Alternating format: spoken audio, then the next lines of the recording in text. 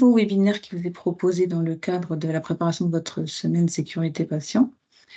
Donc je vous rappelle, hein, les caméras, les chats, les micros sont coupés pour l'instant. On vous les réactivera par la suite, parce que vous êtes nombreux et c'est super, vous êtes connectés.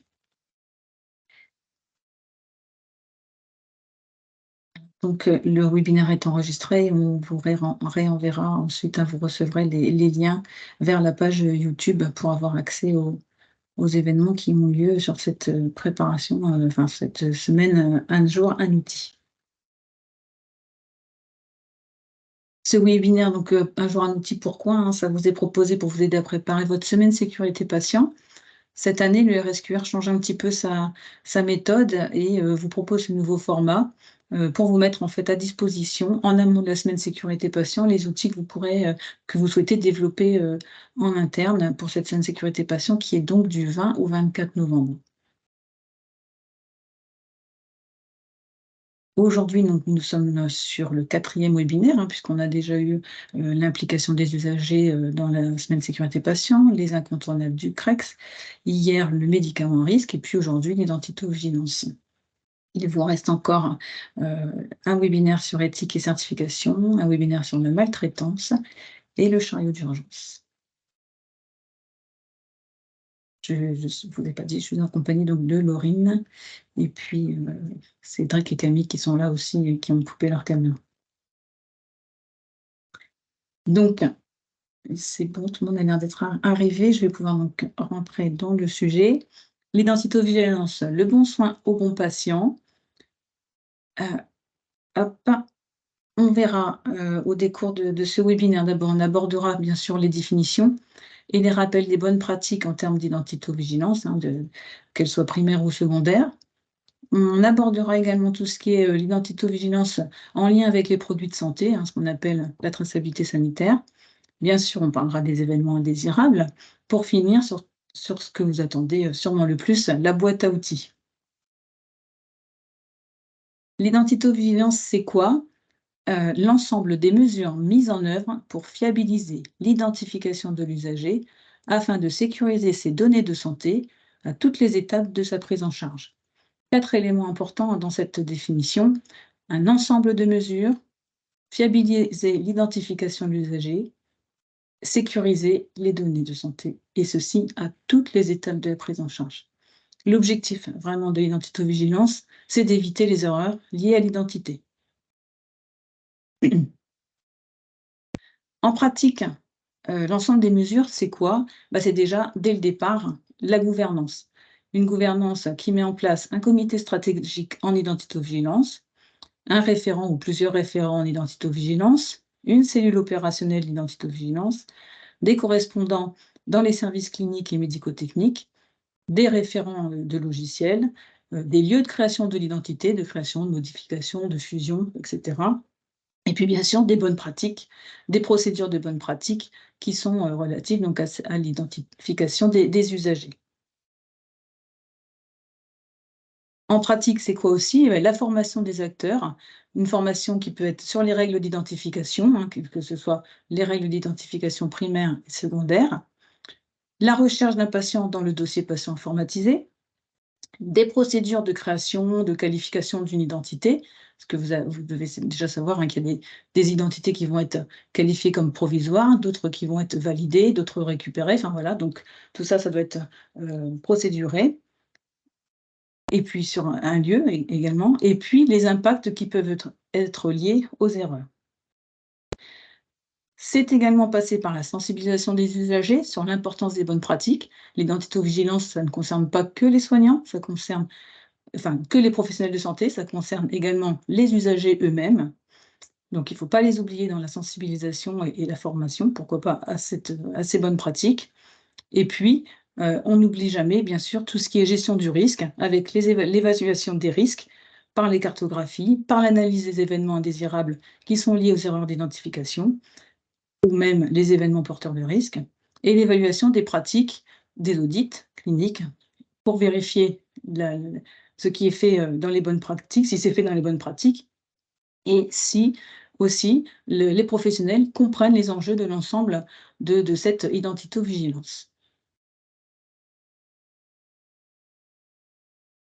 Plus précisément, l'identification primaire, c'est l'attribution d'une identité numérique unique à chaque usager dans le système d'information afin que les données de santé enregistrées soient accessibles chaque fois que nécessaire. Quand on a besoin d'une donnée de santé, voilà, on sait comment la retrouver. Pour ça, il faut recueillir les traits représentant une personne physique pour l'identifier de façon unique et utiliser ces traits comme des critères pour rechercher le patient, comme critères pour rechercher le patient dans le système d'information. Ces traits permettent vraiment de ne pas confondre une personne avec une autre personne. Bien sûr, il y a des étapes importantes, des points de vigilance qui sont vraiment plus importants, où on sait que c'est souvent des lieux de faille, parce que l'erreur d'identification des résidents et des patients, ce n'est pas finalement qu'un problème de risque, hein, c'est des événements indésirables et voire même des événements indésirables graves. Ces 4 étapes importantes, ces 4 points importants à consolider, 3 points pardon, importants à consolider, c'est de s'assurer de l'identité d'un usager, de savoir rechercher un usager dans la base informatique et créer une identité, valider une identité, comment on fait? D'abord, s'assurer de l'identité de l'usager. Eh ben, pour rappel, hein, et j'espère maintenant que vous le savez et en tout cas, c'est vraiment le message à bien continuer à faire passer, au sein de vos établissements et également, auprès de vos usagers, c'est que la carte vitale ne permet pas d'assurer la bonne identité d'un patient ou d'un résident. Ce n'est pas reconnu comme, un document, à haute, mince, je cherche mon mot, à haute,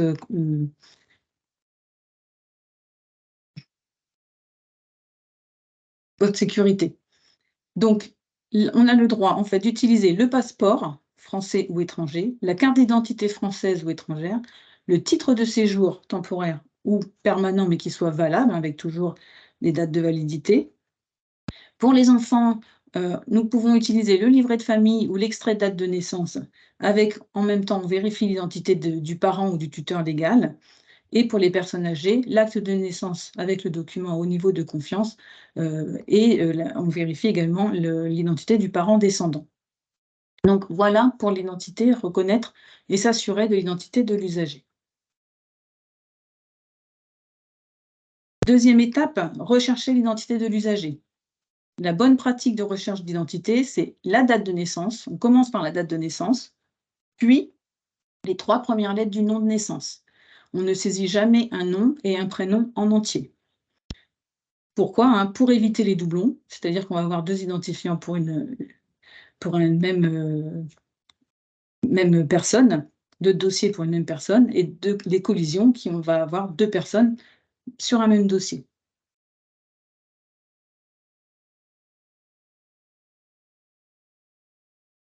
Créer l'identité de l'usager, donc la troisième étape qui est, une étape importante dans la gestion de l'identito-vigilance primaire, c'est de savoir et de définir dans les établissements les lieux de création ou de modification ou de fusion de dossiers. Ça, c'est vraiment décidé au sein de l'établissement, par la gouvernance. On ne crée pas des identités, on ne crée pas des dossiers dans tous les services de soins ou si c'est fait, c'est selon des règles très précises.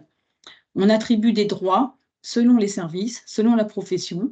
Les droits du référent de la cellule d'identito-vigilance ne seront pas les mêmes que celui d'une infirmière dans un service de soins. Voilà, tout ça, ça se discute, ça se travaille, ça se procédure dans l'établissement. On regarde aussi tout ce qui est création en se référant aux traits d'identité. Voilà, il y a des traits d'identité qui ont été définis et on doit exactement montrer les traits inscrits sur la carte nationale d'identité, pardon, ou du document, à haut niveau de confiance. Ce sera au moins le nom de naissance, le prénom de naissance, à minima le premier prénom de naissance, la date de naissance et le sexe. Il est défini aussi dans cette création d'identité si les statuts, en fonction de qui, ouvre un dossier, crée un dossier, est-ce que ce sera, quel statut de confiance on donnera à ce dossier sur l'identité? Est-ce que ce sera un statut d'identité provisoire, d'identité, qualifiée?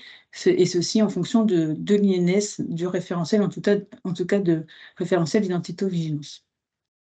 Donc tout ça, ça se définit par des procédures internes qui sont les procédures de création, de modification, de fusion, enfin tout ce qu'on a vu précédemment. Et à toutes ces procédures, il ne faut pas oublier, bien sûr, toutes les procédures qui sont en lien avec l'anonymat ou l'accueil de patients inconscients ou en cas de plan blanc par rapport à Sidvic, etc. Donc, la création d'identité, ça se procédure et c'est porté par la gouvernance. L'identité nationale de santé, je vous en parlais juste avant, c'est quoi finalement quand on dit se référer au trait d'identité, c'est en fait depuis le 1er janvier 2021, toutes les données de santé doivent être référencées avec l'identité nationale de santé et les traits d'identité de référence. Cette INS, en fait, c'est l'ensemble des traits qui constituent une identité nationale officielle d'un usager en ce qui concerne la santé, tels qu'ils sont enregistrés dans les bases nationales. Moi, quand je dis ce qui concerne la santé, c'est-à-dire que ces données, pour l'instant, ne sont utilisées que par tout ce qui est établissement sanitaire, médico-social, social, la ville, mais ce n'est pas du tout utilisé, par exemple, par les mairies, ce qui peut poser encore des soucis. L'identifiant, donc, il est unique, pérenne, et pour tous les acteurs de santé, hein.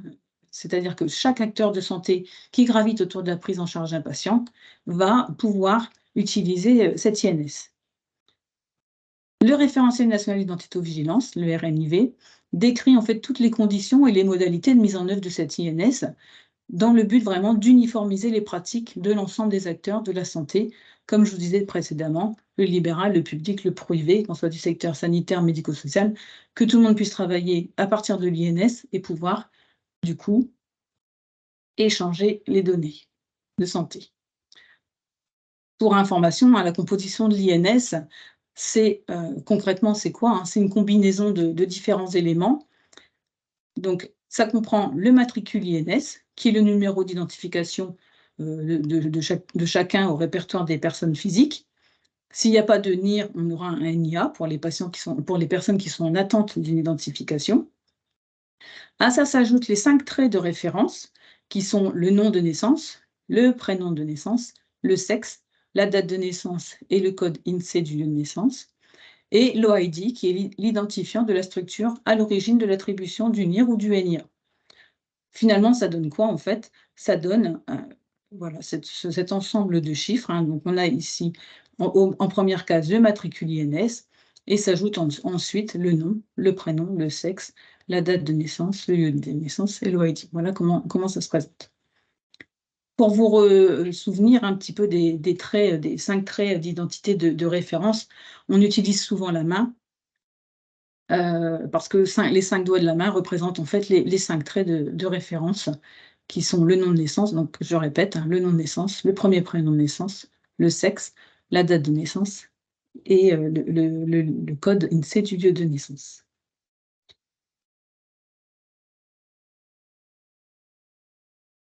L'INS, pourquoi? J'y reviens dessus, mais parce que c'est vraiment important et c'est la base de la prise en charge d'un patient, et ça va être de plus en plus la base de la prise en charge du patient. C'est fiabiliser l'identité d'un usager ou d'un patient accueilli dans une structure, parce qu'on va valider les traits d'identité, en fait, pour pouvoir avoir cette INS. Ceci va permettre et faciliter l'échange et le partage des données de santé via le dossier médical partagé. Sécuriser les échanges aussi parce il faut pouvoir accéder à ce dossier médical partagé et puis tout ça dans une utilisation restreinte aux acteurs de la santé qui gravitent autour du patient. Tout le monde ne peut pas avoir accès à un dossier d'un patient ou d'un résident s'il ne fait pas partie de ces patients habituels. Je vais pouvoir relancer le chat si jamais vous avez des questions. Tac, tac. Parce que tout le monde est rentré. Donc voilà, le chat est réouvert, hein, si vous avez besoin de poser des questions par rapport à cette identification primaire et l'INS.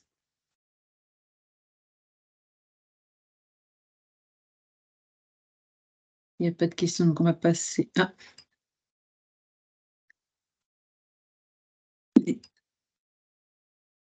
l'identification secondaire. Pardon. Et là, on va surtout parler des moyens d'identification secondaire. Donc l'identification de l'usager tout au long de sa prise en charge. On l'a déjà dit tout à l'heure, on revient encore dessus, hein, c'est vraiment tout au long de sa prise en charge. Hop. Donc, c'est une vérification de la bonne identité à chaque étape du parcours, avant tout acte de soins, de surveillance, d'examen, de pose d'un plateau de repas, parce que même un plateau repas est considéré comme soin, surtout si pour les patients qui peuvent être diabétiques ou avoir des régimes particuliers. Tout au long de sa prise en charge, on l'a déjà dit, par tous les professionnels, que ce soit le brancardier, le manipulateur en radiologie, l'infirmière, l'aide-soignante, enfin voilà, tout le monde est concerné par la vérification de l'identité du patient ou du résident, quelle que soit donc la spécialité. Alors, j'ai vu une question.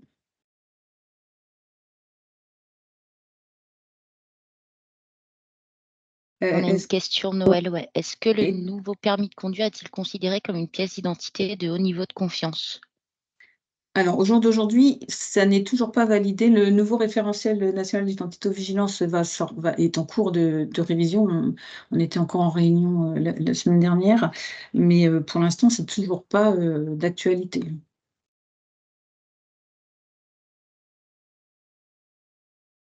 Oups, une bêtise.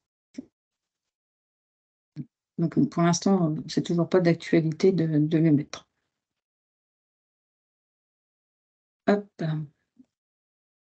La vérification de l'identité du patient. Je vous le répète, hein, je pense que vous le savez bien maintenant, hein, demandez au patient de décliner son nom, son prénom, sa date de naissance si besoin. On interroge le patient par question ouverte. Quel est votre nom de naissance? Quel est votre prénom? On proscrit la question fermée qui est: est-ce que vous êtes bien madame untel? Hein, si la patiente elle est un petit peu malentendante ou dans le stress des fois d'un examen, on peut penser qu'on nous a appelé alors finalement voilà, c'est pas nous qui avons été appelés, mais voilà, parfois préoccupé, on n'entend pas forcément bien ce qui est dit. Donc bien laisser la question ouverte.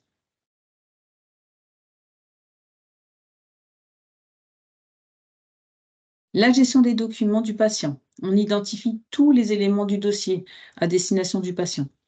On vérifie la concordance entre l'identité de l'usager et celle qui est le relevé sur les documents, sur les étiquettes, sur les comptes rendus et les résultats d'examen. Vraiment, cette concordance, elle est importante parce qu'elle permet souvent hein, de se rendre compte qu'il y a une erreur et d'éviter d'aller au-delà dans l'événement qui pourrait être un événement indésirable. Vérifier que c'est le bon dossier qui est ouvert. C'est-à-dire encore, de nouveau, est-ce qu'il y a une cohérence avec les antécédents du patient? Par exemple, je pense à un patient qui avait eu un scanner abdominal à la place d'un scanner thoracique. Dans ce cas-là, il aurait, enfin voilà, et le manipulateur radio le dit aussi lui-même, que si finalement, et le radiologue hein, le disent également, que si finalement ils avaient été plus précis sur les antécédents dès le départ, c'est un examen réalisé en urgence, hein, mais s'ils avaient fait attention aux antécédents, ils se seraient rendus compte que, quelle était la demande, pourquoi il y avait une demande de scanner abdominal et du coup, ils auraient peut-être relu plus précisément la demande et en fait, se rendre compte qu'ils avaient inversé les prescriptions pour les 2 patients. Donc voilà, s'assurer de la cohérence de la prescription et de l'usager, hein. On vérifie avec le patient, le nom, hein, au moment où on a l'ordonnance, qu'on lui demande comment il s'appelle, on vérifie donc la prescription. On vérifie l'identité qui est inscrite sur le bracelet d'identification. C'est pas le voilà, c'est bien, hein, le bracelet d'identification est un moyen d'identité, enfin de vérification de l'identité du patient, mais il n'est pas le seul. On vérifie la concordance entre ce que le patient nous dit et le bracelet. Si c'est une photo, c'est pareil. On essaye de vérifier, bien sûr, si le patient ne peut pas parler, on ne va pas pouvoir vérifier la concordance. Mais autant qu'on peut, on le fait. On effectue correctement une recherche du patient dans le logiciel, hein, c'est ce que je vous disais tout à l'heure, pas par le nom entier. Et puis, important aussi de veiller avec le service informatique au paramétrage du DPI et qui prévoit que tous les documents pouvant être imprimés ont bien sur leur dossier ont bien un paramétrage adapté pour qu'il y ait le nom, l'IPP, enfin voilà, le nom, le prénom du patient, la date de naissance. Voilà, tout ça, ça se paramètre et ça doit être vu avec le service informatique. La page, le nom de naissance, le nom utilisé s'il est différent, hein, puisque maintenant on a aussi les patients qui ont un nom utilisé qui est différent du nom de naissance. Voilà, l'IPP, le pied de page, en pied de page, enfin, voilà, tout ça doit être paramétré. La gestion du bracelet, ça doit être protocolé hein, aussi, avec bien sûr l'information de l'usager et la pose du bracelet qui sont des éléments de contrôle. Et donc, ça doit être formalisé dans une procédure. Dans cette procédure, on va noter notamment quel service est concerné par le bracelet, parce que parfois tous les services ne sont pas concernés par la pose du bracelet. Quels usagers vont être concernés par la pose du bracelet? Qu'est-ce qu'on y met sur ce bracelet, en fait, hein, quels sont les éléments d'identité du patient qu'on retrouvera? Enfin voilà, tout ça doit être protocolé, décidé institutionnellement. À la pose du bracelet qui va se faire au plus proche de l'entrée du patient, on demandera au patient de décliner son identité, et c'est ce que je vous disais juste avant, on vérifie en même temps la concordance avec le bracelet d'identification. On vérifie bien évidemment en même temps l'orthographe, parce que parfois on va se rendre compte qu'il y a un R qui s'est introduit dans l'écriture, ou un T à la place d'un D, enfin voilà. Donc on vérifie en même temps, si le patient est cohérent, bien sûr, l'orthographe. On informe le patient qu'on lui pose le bracelet, on recueille son consentement, puis en même temps, on pose le bracelet. Lorsque je viens effectuer un soin, de même, je demande au patient de décliner son identité et je vérifie en même temps les données inscrites sur le bracelet. Le bracelet n'enlève en rien la vérification par l'oralité de l'identité du patient pour les patients cohérents, je le redis.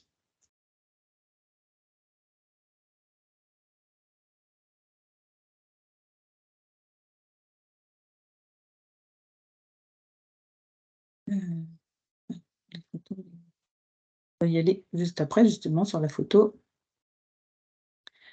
Pour la gestion des étiquettes, ah ben c'est pas après tout de suite, c'est après. Alors, des établissements mettent-ils des bracelets aux patients en hôpital de jour? Alors ça, c'est toujours la question que tout le monde se pose, hein. L'hôpital de jour, comment on fait? Oui, enfin voilà, partant du principe que le bracelet va être un moyen d'identifier le patient si jamais il se passe quelque chose, oui, de plus en plus, hein, c'est vrai que, au départ, les hôpitaux de jour étaient très peu concernés par les bracelets, et de plus en plus, les hôpitaux de jour mettent en place les bracelets, parce que finalement, les patients peuvent aussi avoir des soucis enfin voilà, faire un malaise. En hôpital de jour, parfois, ils partent en radiologie, enfin, ou faire des examens. Ils ont différents professionnels qui vont graviter autour d'eux, donc avoir le bracelet, oui, c'est aussi important en hôpital de jour. Les étiquettes des patients. Alors, sur les étiquettes, souvent, hein, ce qu'on va retrouver, c'est les 5 traits stricts, avec plus de visibilité sur le nom de naissance. Parce que souvent, pour les femmes mariées, on aura le nom d'épouse et le nom de naissance. Il faut que le nom de naissance soit plus visible. Alors, en général, on va le mettre un petit peu plus, on va le mettre en gras ou un tout petit peu plus gros, ça dépend des possibilités de paramétrage et des logiciels. On note la date d'hospitalisation, le numéro IPP, le numéro IEP. Et puis parfois aussi, de plus en plus, hein, ça se développe, c'est le code barre. Pour, par exemple, c'est pratique pour les transfusions. Je cherche mes mots. Les transfusions, hop, on code, et après c'est plus facile, ça s'intègre plus facilement dans les logiciels, mais voilà, c'est pas encore développé, mais c'est en voie. En tout cas, c'est faisable. Les logiciels, pour ceux que j'ai vus en tout cas, peuvent les paramétrer. On n'oublie pas de jeter le bracelet à la sortie du patient. Pourquoi? Parce que finalement, parce que le risque, c'est que sur une hospitalisation future, l'infirmière reprenne l'étiquette, en fait, qui est d'une ancienne hospitalisation. Sauf que sur l'hospitalisation précédente, si jamais on s'est rendu compte que le patient avait une allergie ou a une maladie qui peut, enfin voilà, on a découvert une nouvelle maladie, sur l'ancienne IPP, on risque de ne pas avoir forcément toutes les bonnes données. Donc, on jette bien les étiquettes à la sortie du patient. Les étiquettes, elles doivent être apposées à tous les documents, hein, ainsi que le bracelet. Et ça, c'est aussi permettre une barrière de sécurité supplémentaire. Derrière ça, en fait, faut éviter un maximum de faire de la retranscription d'identité patient sur des étiquettes, en fait, hein. Souvent, c'est ce qu'on voit aussi. Au lieu d'imprimer une planche d'étiquette, on se dit, et ça, c'est souvent dans les services de consultation, on a besoin que de quelques étiquettes, hein, 4, 5, 6 étiquettes pour pouvoir envoyer un un bilan urinaire, un bilan sanguin, enfin voilà. Et donc, du coup, on prend une étiquette vierge et on écrit au crayon. C'est source d'erreur importante. Donc, voilà, vaut mieux imprimer une planche d'étiquette complète plutôt que de faire de la retranscription de l'identité du patient. La gestion des photographies, donc pareil, hein, ça doit être protocolé. On informe l'usager de la prise, enfin voilà, qu'il va y avoir une photo. On l'intègre dans le dossier avec les éléments de contrôle qui sont formalisés, hein. Tout ça, ça doit être formalisé également dans une procédure. Ça nécessite donc d'informer le patient et d'obtenir un accord écrit de sa part. L'accord du patient doit être renouvelé à chaque épisode d'hospitalisation ou selon une périodicité qui va être déterminée dans l'établissement, dans le service. On change la photo autant que nécessaire pour s'assurer de la fiabilité de l'identification, parce que c'est vrai que des fois, les personnes changent vite, hein, physiquement, et on ne reconnaît plus forcément la personne, surtout quand on a beaucoup d'intérimaires qui viennent aider ou de contrats. Enfin voilà, donc c'est mieux de changer régulièrement les photos. Alors justement, je crois que j'avais vu une photo. Alors voilà, faut-il avoir un consentement? Effectivement, il faut avoir un consentement, et vous voyez, à chaque hospitalisation. De la famille, si le patient, ou de la famille, voilà, si le patient est en capacité de le donner. On est sur les droits à l'image. Ensuite, je n'avais pas vu d'autres questions sur les photos. Le nouveau PACA recommande que les piluliers ne mentionnent pas le numéro de chambre. Dans mon établissement, nous avons identifié les piluliers par les étiquettes patients, mais le numéro de chambre est aussi noté. Nous avons du mal à faire enlever le numéro de chambre. Comment les autres établissements fonctionnent? Oui, oui, c'est vrai qu'il est important que sur le pilulier, il y ait l'étiquette du patient. Sur le pilulier en lui-même, moi, je ne recommande pas non plus effectivement de mettre le numéro de chambre. Par contre, alors je ne sais pas, les piluliers, avant d'être en chambre, sont dans un chariot de soins. Sur le chariot de soins, c'est vrai qu'il peut être utile des fois de mettre le numéro de chambre, parce que sur des services de 80 à 100 lits, des fois, pour savoir s'orienter, hein. L'idée, c'est de savoir à peu près dans quelle aile va être le patient, et du coup, avoir le numéro de chambre, ça peut aider. Mais il ne faut vraiment pas que ce numéro de chambre soit utilisé par les équipes. C'est ça, en fait, qui est important de comprendre. C'est un repère dans la structure, mais ce n'est pas une façon d'identifier le patient. Je ne sais pas si je suis assez claire par rapport à ça. Donc c'est pour ça que le numéro de chambre, il ne faut pas qu'il soit plus visible que l'étiquette. Je ne sais pas si ça répond.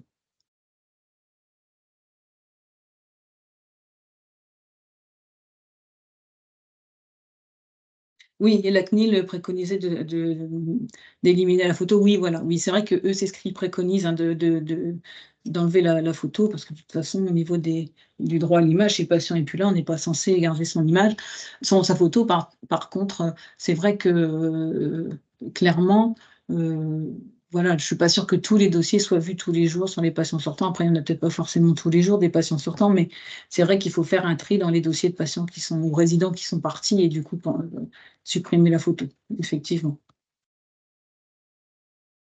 Ce qui est plus compliqué, c'est les patients qui partent, voilà, à l'hôpital. On sait qu'ils vont revenir, donc on ne jette pas la photo. Clairement, on ne jette pas la photo, et en général, on ne la reprend pas, alors que voilà, dans l'idéal, c'est effectivement de la jeter et de reprendre une photo, de redemander l'accord du patient de refaire une photo à son retour. Ça, c'est les préconisations de bonne pratique. J'ai vu toutes les questions.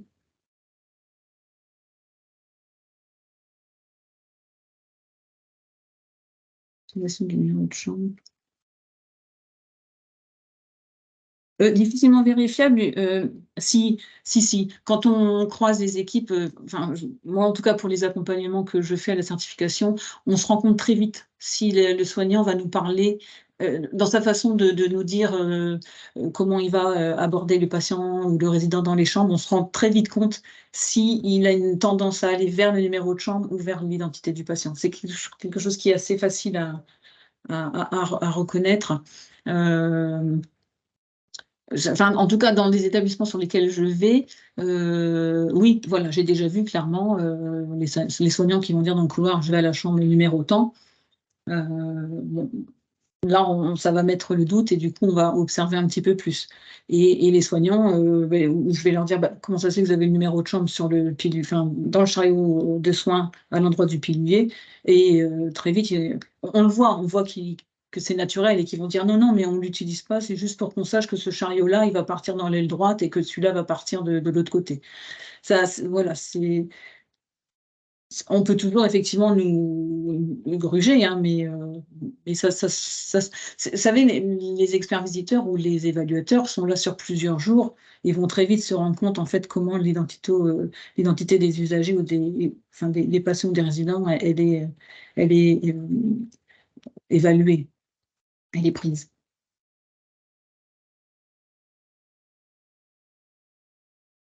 La suppression peut se faire manuellement à partir du moment où cela fait partie de la vérification du dossier à la sortie. Oui, oui, oui.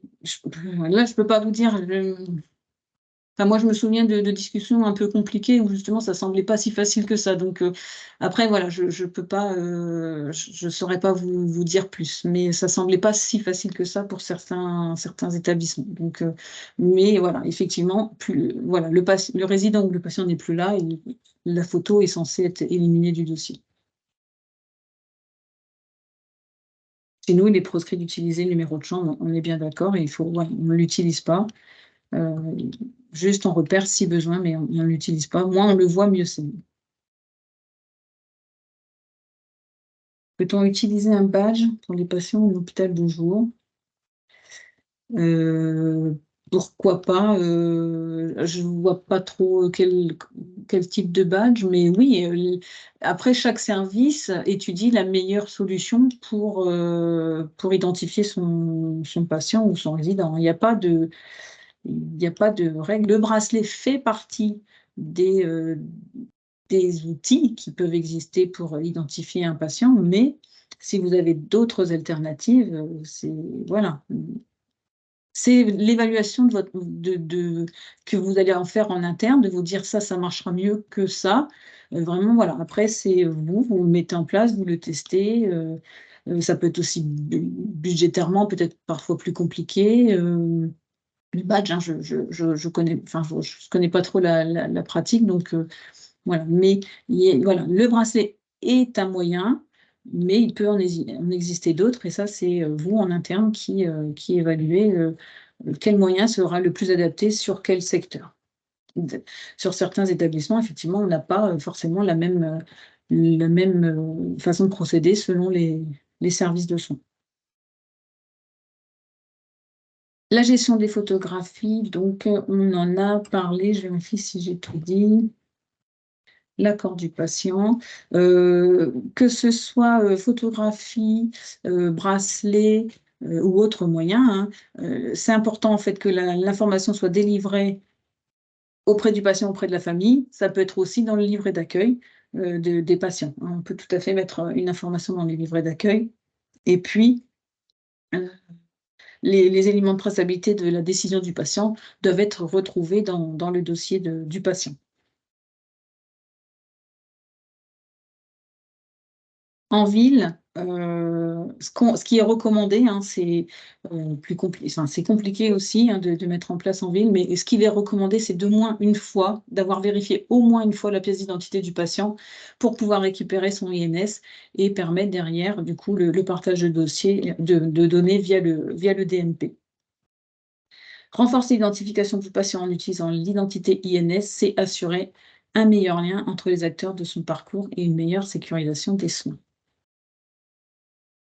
Encore une question. Mmh. Qui est habilité à poser un bracelet? La personne qui vérifie l'identité au plus près de l'entrée du patient. Un personnel du service. L'idéal, quand l'entrée est vérifiée par une infirmière du service de soins, c'est elle qui fait la validation de l'entrée sur l'informatique. C'est elle qui imprime le bracelet, si vous avez des impressions bracelet directement des pays, ou qui imprime les étiquettes, elle colle sur le bracelet, elle met le bracelet au patient. Hein, on va jusqu'au bout de la chaîne. Vite de redonner, voilà, à partir du moment où on a fait l'action de vérifier l'identité et de faire le mouvement du dossier patient, voilà, on va jusqu'au bout de la chaîne. Le patient acteur de sa prise en charge, on n'oublie pas, hein, bien sûr, c'est déjà le patient hein, qui doit être au cœur de tout ça, avec des informations des usagers par des affiches traitant d'identification primaire disposées dans les points d'accueil, des affiches traitant d'identification secondaire qui sont disposées dans les services de soins au centre de consultation, enfin, voilà, partout où il peut y avoir besoin. Et je vous le disais précédemment, le livret d'accueil de l'usager qui est hospitalisé. L'identité-vigilance, ça doit être abordé aussi lors des réunions des commissions des usagers. Et puis, profiter de la semaine de sécurité patient pour faire des ateliers à destination des usagers.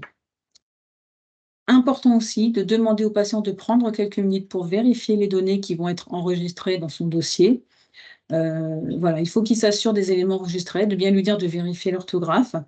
Et puis, quand il y a voilà, quand il est contre l'identité qui peut être notée, eh ben, il faut bien lui dire que c'est à lui d'aller changer sa carte nationale d'identité, hein, de faire des modifications sur sa carte nationale d'identité. Petit rappel, hein, les erreurs sont parfois dues à différences d'informations entre l'état civil, les documents d'assurance maladie et l'identité qui est employée dans la vie de tous les jours. Et c'est ce qui nous pose souvent, hein, c'est souvent pour ces patients-là ou ces résidents-là qu'on a des difficultés dans la prise en charge parce qu'on va avoir des identités qui sont différentes. Du coup, le dossier, il revient de la Sécu en disant non, le patient ne connaît pas, et puis du coup, on se retrouve avec des impayés, on cherche comment on va, du coup, il faut rechanger l'identité au niveau des admissions pour que ça reparte à l'assurance maladie. Enfin, voilà, des fois, c'est un peu compliqué.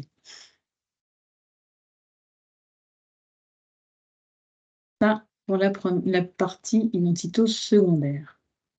Je ne sais pas s'il y avait d'autres questions.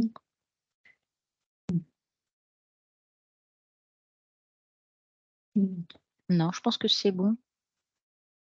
Je ne vois pas d'autres. Surtout, n'hésitez pas. L'identification des patients et produits de santé. Alors, c'est vrai que le lien n'est pas forcément évident, mais on voulait quand même profiter de ce webinaire pour vous rappeler que la traçabilité sanitaire, c'est important. Voilà, c'est l'identification non pas du patient, mais du produit de santé. Pour autant, voilà, il y a quand même un lien avec l'identité du patient. Pourquoi? Pour permettre de relier chaque produit, chaque dispositif médical avec ou médicament ou produit sanguin labile avec l'identité du patient qui en a bénéficié. Et puis surtout aussi en cas de dysfonctionnement, de rappel d'un produit de santé, ça facilite aussi le rappel des patients. On vous mettra une fiche mémo sur ce sujet. Je vais enlever le partage le temps de vous la montrer, qui reprend un peu les éléments.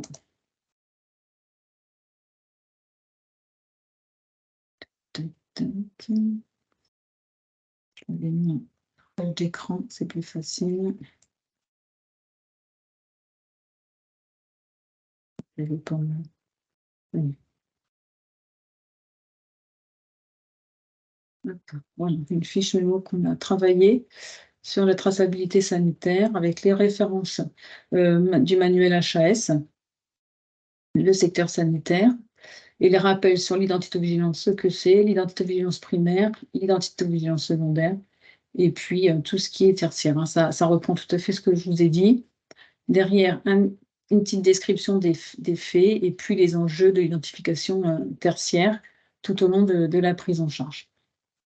Donc ça, on vous le remettra également.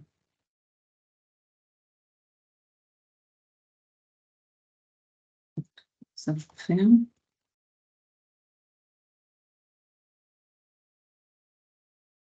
je reprends.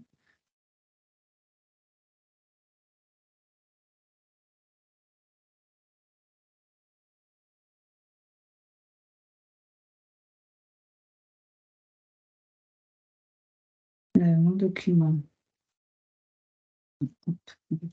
Hop, ça, recherche.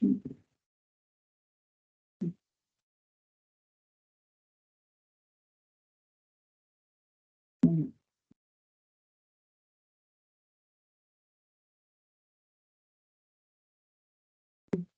Je pense que vous avez repris.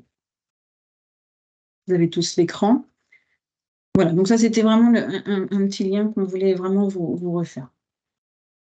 Attends, Les Noël, je événements, te pardon. coupe, il y a une personne qui me dit qu'il ne nous entend Ah, plus. Je vais juste répondre que si vous avez des soucis, n'hésitez pas à vous déconnecter, vous reconnecter.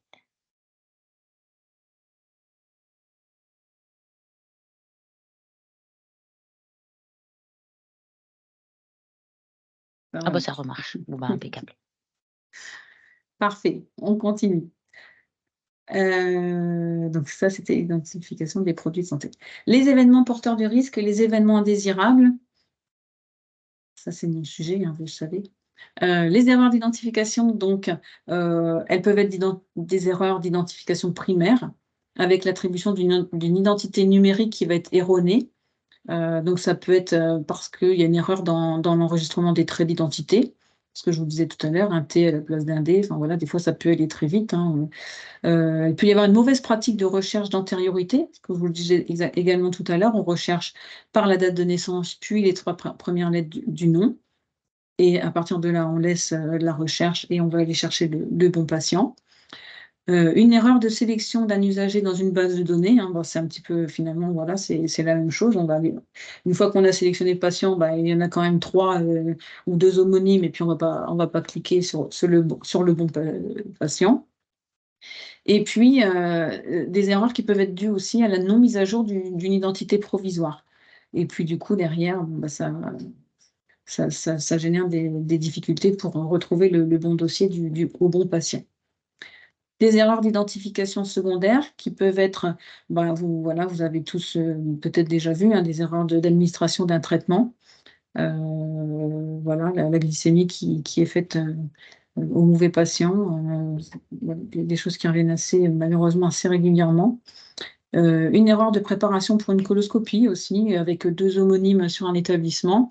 Et puis, 2 personnes âgées, hein, puisque, voilà, sinon ça aurait peut-être, aussi été une des barrières de récupération. Mais, là, 2 homonymes, et puis, les 2 dames âgées, qui n'ont pas forcément, compris, pourquoi elles étaient hospitalisées, pas dans le même service forcément, hein.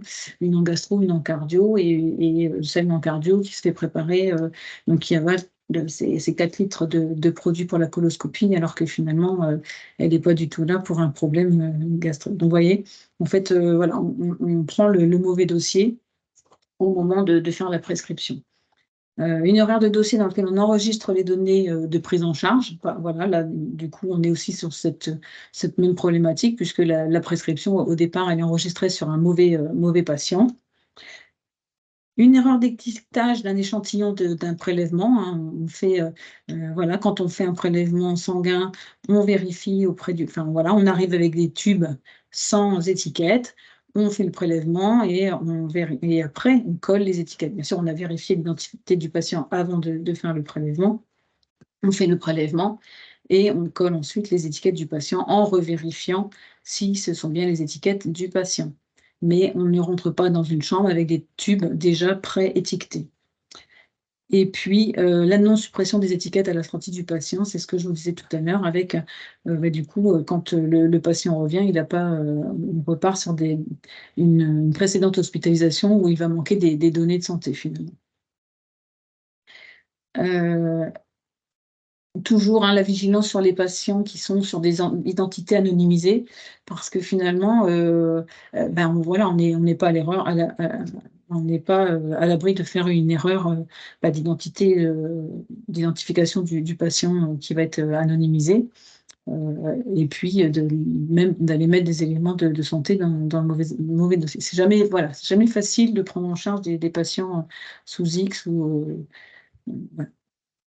Les défauts de respect des bonnes pratiques sont des sources principales des erreurs d'identification. Souvent, c'est grave, mais en tout cas, sur les analyses, on se rend compte que c'est quasiment toujours évitable.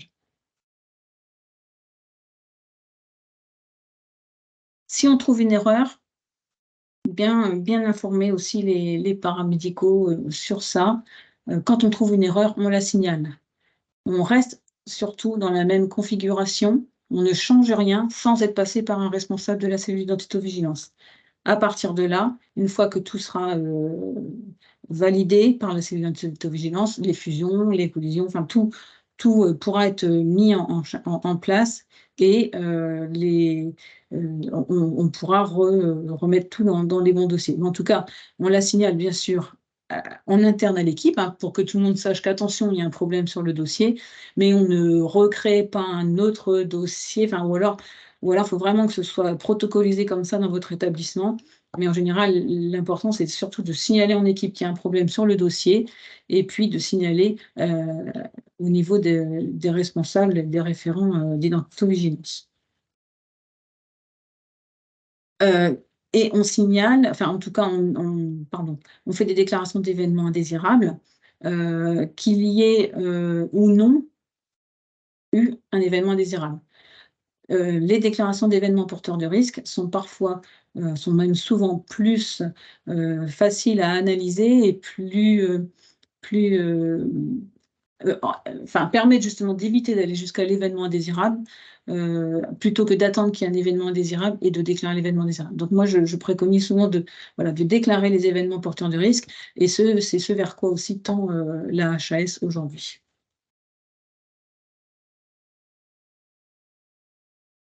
La boîte à outils, donc plusieurs petits outils à disposition pour vous. Le quiz, peut-être que vous connaissez déjà, sur NetSurvey, un quiz où on vous demande auparavant si vous êtes administratif ou professionnel de santé. Et puis à partir de là, vous allez avoir toute une série de questions identito primaires et secondaires. Donc ça, beaucoup d'entre vous, je pense, l'ont déjà un petit peu testé. On a d'autres. Je vais couper le partage et vous remettre l'autre.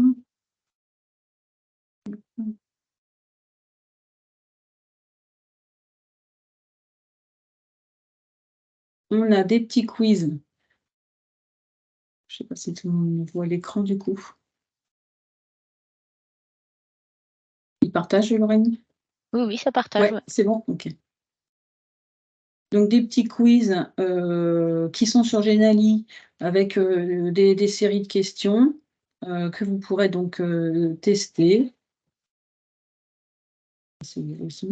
Ah, on a commencé par la fin. Bon, c'est pas grave. Ah si, ça repart, c'est parce que je l'avais déjà relancé. Donc voilà, vous aurez toute une petite série de questions sur l'identito-vigilance à répondre. Et puis, voilà, enfin, et donc du coup, il ne veut pas, comme je l'ai testé tout à l'heure, il ne veut plus. Mais voilà, il y a 14 questions sur ce premier quiz. Ensuite, il y a deuxième quiz qui est fait également, mais plutôt traçabilité sanitaire. Donc là, vous verrez. Donc, quelques questions qui sont les mêmes, mais après, vous verrez.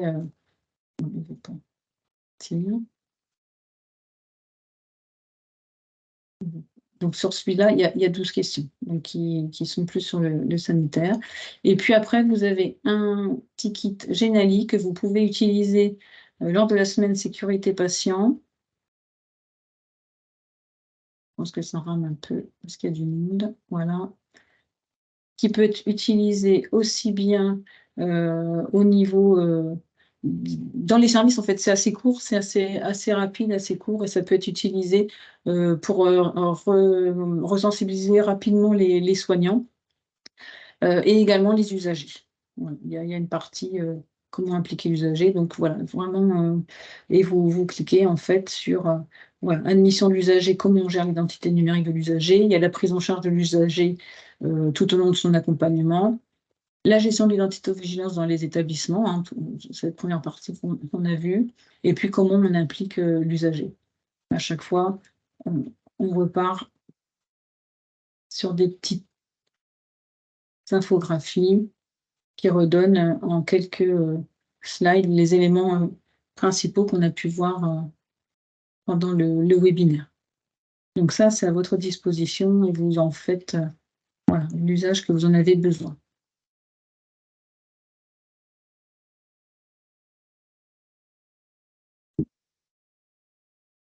Sur le premier.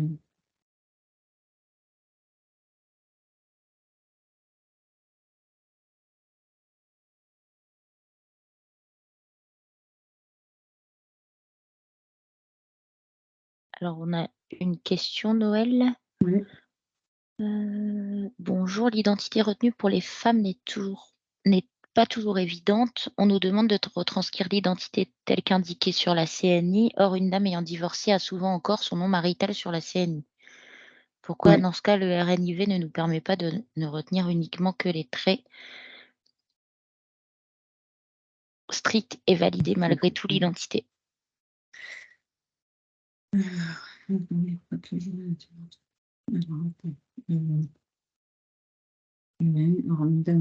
divorcé selon encore pourquoi dans ce cas oui, c'est là, c'est voilà, je veux dire, on n'a pas d'autre choix que de suivre les recommandations du RNIV, hein, même si ça fait partie des discussions qu'on peut avoir régulièrement parce que, bah, voilà, les femmes veuves, les femmes divorcées, les enfants, hein, des fois, c'est compliqué, hein, pour les enfants d'avoir, l'extrait de date de naissance ou les personnes âgées d'avoir les extraits de date de naissance. Donc voilà, donc il y a encore beaucoup de sujets qui sont un peu compliqués. Au jour d'aujourd'hui, et dans les dernières discussions, en tout cas, il y a très peu d'avancées sur ça, hein. Voilà, c'est un petit peu aussi comme la conversation qu'on a pu avoir en disant qu'au niveau des mairies, ils sont pas concernés par, l'INS, mais du coup, pourquoi ils sont pas concernés par l'INS alors que quand il y a des actes de décès enregistrés, du coup, on est complètement embêtés parce que, bah, ils enregistrent pas, voilà, les pharmaciens apparemment oui, c'est pas apparemment, ne sont toujours pas non plus soumis à l'INS, donc ça provoque d'autres soucis. Voilà, alors les femmes divorcées, veuves, ça fait partie des soucis qui sont régulièrement remontés, pour lesquels on a au jour d'aujourd'hui pas d'évolution, en tout cas pas de projet de changement, en tout cas à ce niveau-là. Sur les unités pénitentiaires aussi, parfois c'est compliqué parce qu'on utilise plus, ce qui va être donné en identité par le juge que plutôt par la sécurité sociale, donc ça n'aide pas non plus. Enfin voilà, il y a des situations encore compliquées.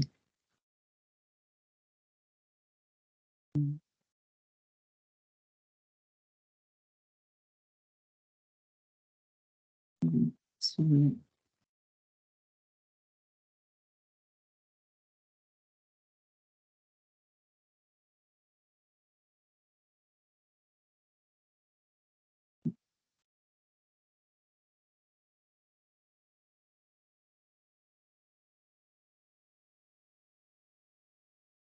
Voilà pour les outils qui seront à disposition, donc des quiz. Vous avez aussi, je vais vous mettre sur la page, donc l'infographie, les quiz, donc n'hésitez pas donc à les utiliser.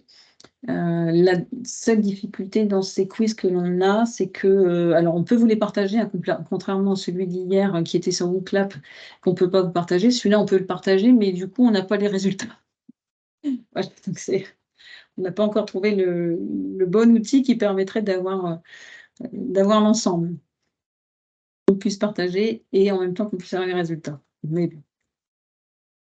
On a le site du réseau, hein, bien sûr, avec tous les documents aussi que vous pouvez avoir, besoin, hein, sur notre site. Il y a une page, réservée à l'identito. Et puis voilà. Si les restrictions sont correctes, on peut qualifier l'INS. C'est votre appel au téléservice, en fait, qui va vous permettre de vérifier que vous avez bien, les bons très stricts. S'il y a concordance, entre les 2, du coup, votre, INS va pouvoir être qualifié, oui. Moi, je sais pas si c'est ça votre question, mais en tout cas, ça nécessite de toute façon un appel au téléservice. À partir du moment où on a un patient, un résident qui va entrer dans les murs de l'établissement, on fait, et en ville, hein, c'est pareil pour les libéraux, hein, à partir du moment où on va vérifier l'identité, enfin prendre les traits d'identité du patient pour pouvoir, bénéficier de l'INS et donc du dossier médical partagé, on est obligé de faire l'appel au téléservice pour valider l'identité.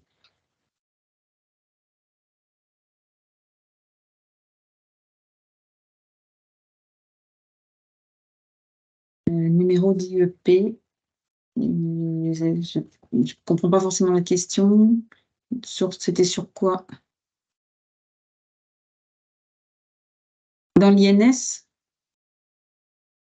Alors dans l'INS, il y a les 5 très stricts obligatoires. Après, il peut y avoir des sur les étiquettes patients, oui, voilà, il y a des très stricts obligatoires, enfin, il y a des traits obligatoires et après vous pouvez aussi adapter, oui, en fonction, voilà, il y a pas de souci. Après l'important, c'est que ce soit bien, connu et procéduré en interne sur le choix de ce que vous mettez sur vos bracelets. Sur vos bracelets ou étiquettes ou, À partir du moment où voilà. c'est connu, je pense Mmh. que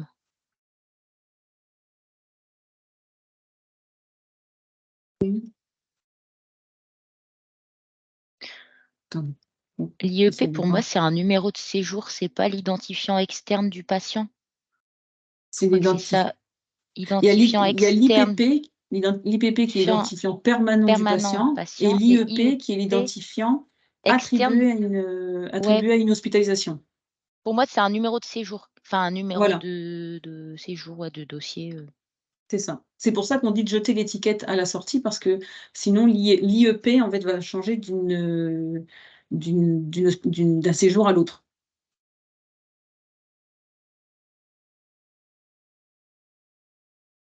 D'accord. J'espère que alors, de touche. Après il y Ça avait ne une demande pas, je peux question, choisir. Noël. Il y avait: «Nous avons le cas d'une patiente qui, entre 2 séjours, vient d'obtenir la validation de son changement d'identité, mais n'a pas encore reçu sa nouvelle CNI. Doit-on Mmh. prendre en compte sa nouvelle identité ou devons-nous attendre la réception de sa CNI? Ouais. De plus, nous sommes en pleine réflexion sur l'interopérabilité avec la sécurité sociale et cetera. Nous avons peur que cela bloque». Alors oui, il faut attendre la CNI, la nouvelle CNI pour faire, hein, même si on a parce que, de toute façon, enfin, je pense que ça gênera pas sur l'appel au téléservice, mais il vous faut quand même la nouvelle carte nationale d'identité. Par contre, nous sommes en pleine réflexion sur l'interopérabilité avec la sécurité sociale, nous avons peur que cela bloque,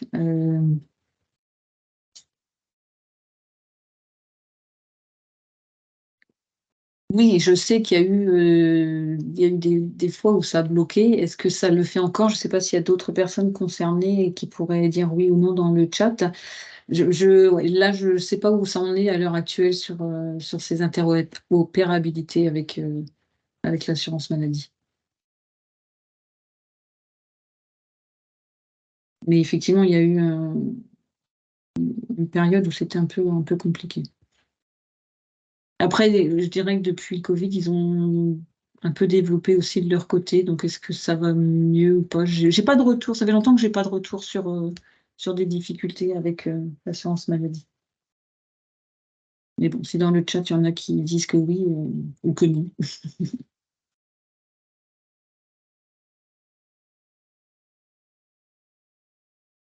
Donc voilà pour les outils. En conclusion, ce que je redis, hein, c'est que la bonne identification primaire et secondaire permet de garantir le bon soin, le bon acte dans le bon service, et que ce bon soin est administré au bon patient, au bon résident, au bon usager. Dans les actualités du réseau, pour, petit rappel, un petit rappel, ceux qui étaient là en début de semaine, ou sinon pour info.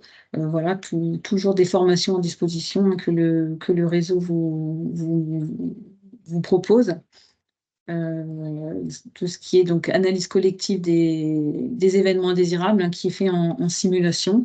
D'ailleurs, aujourd'hui, nos 2 collègues, Christophe et Mélanie, sont en simulation à Présage, hein, il me semble. C'est ça, ouais. Voilà, donc c'est une formation qui marche bien, qui plaît bien. On fait vraiment en réalité, hein, on fait un événement indésirable et puis on l'analyse ensuite ensemble. Anticiper les pannes informatiques, voilà, ça c'est une nouvelle formation qui a été mise en place. Connaître, maîtriser les risques en établissements médico-sociaux, ça marche bien aussi. Maîtriser les bonnes pratiques d'identité-vigilance. Mettre en œuvre la démarche de gestion des risques médicamenteux pour les personnes âgées. Mettre en œuvre la démarche de gestion des risques pour les personnes, ayant un handicap. Donc ça, ce sont 2 formations qui sont réalisées en lien avec l'Omédit, hein, où on se déplace dans votre établissement. Alors on prend plusieurs établissements, médico-sociaux, hein, et puis on se déplace, et on vous fait donc une formation sur la prise en charge médicamenteuse. S'approprier le dispositif d'évaluation des établissements sanitaires, sociaux, médico-sociaux, et puis sécuriser la prise en charge médicamenteuse pour les personnes âgées, mais ça, c'est fait donc du coup, par une cadre de santé et qui fait vraiment sur, l'établissement, en lui-même, hein. Là, en fait, celle qui est faite avec l'Omédit, c'est elle est financée par l'ARS et on ne peut pas former plus de 2-3 personnes par établissement. Donc du coup, après, on offre, enfin, on propose la dernière formation, qui est faite par une cadre et qui permet du coup de former beaucoup plus de personnes. Les contacts, hein, si vous avez besoin pour la formation, c'est Mélanie Chatry, notre responsable de formation.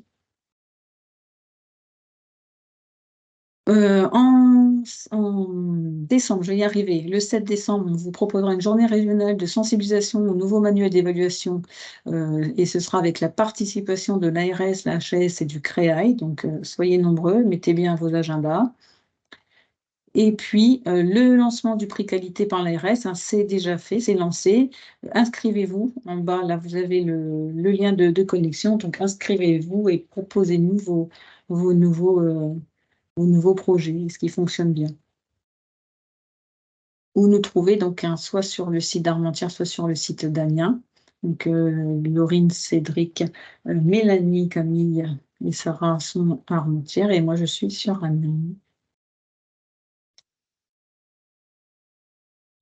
Ça c'est vous nous trouvez. Et puis les contacts, du réseau si vous avez besoin de nous contacter. Et je crois que j'ai tout dit. Est-ce qu'il reste des questions? Est-ce qu'il vous manque des données? Alors, nous avons utilisé l'extrait date de naissance modifié pour utiliser la nouvelle identité du patient. Ah oui, ah oui, les changements de sexe, oui, c'est aussi un petit peu compliqué. Utilisation uniquement pour les mineurs, mais cela ne peut être utile dans ce cas précis. Ah, mais merci. Oui, oui, oui. Oui, c'est vrai que ça, c'est aussi un petit peu compliqué, les changements de sexe, quand la carte d'identité n'est pas encore mise à jour. Merci pour cette précision. Pour un groupement hospitalier, avoir des correspondants identité-vigilance est-il recommandé? Bah, au moins en interne, de toute façon, avoir un correspondant identité-vigilance. Après, si c'est un correspondant pour le GHT, pourquoi pas? Après, ça dépend peut-être aussi de du nombre d'établissements qui sont concernés et du nombre d'événements, enfin du nombre de dossiers à traiter peut-être. Mais oui, oui, des correspondants identité-vigilance, oui, c'est toujours utile.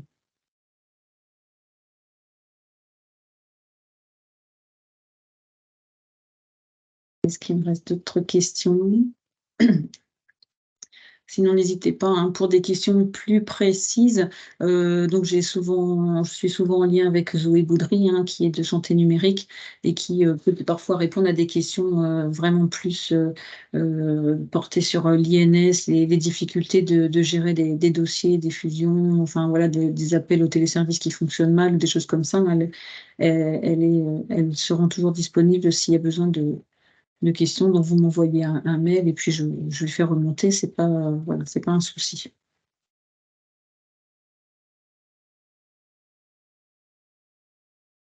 Merci. Merci pour votre présence. J'en ai fini. N'hésitez pas, hein, si besoin et puis, ben, bon après-midi alors, s'il y a pas d'autres questions. Merci à tous, bon après-midi.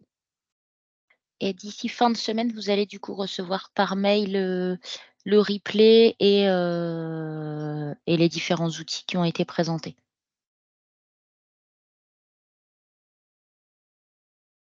Bon après-midi à tous. Merci, bon après-midi.